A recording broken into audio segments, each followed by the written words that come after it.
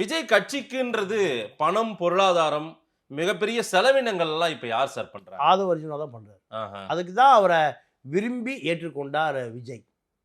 விரும்பி ஏற்றுக்கொண்டார். ஏன்னா பல ப்ரொடியூசர்களை பார்த்தவர் விஜய்.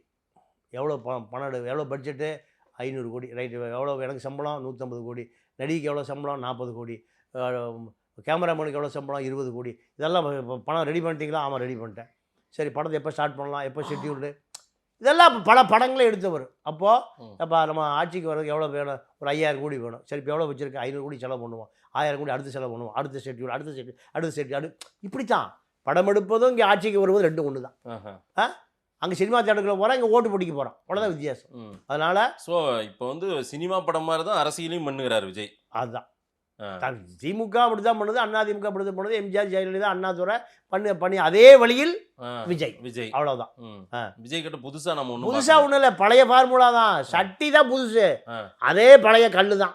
பணம் படத்துலேருந்து இறக்கின கல் தான். சட்டி முதல்ல மண்ணு சட்டியாக வந்தது, அப்புறம் பிளாஸ்டிக் குடுவை, இப்போ பாட்டிலு, இப்போ பிரிட்ஜில் இருக்குது. அவ்வளோதான்.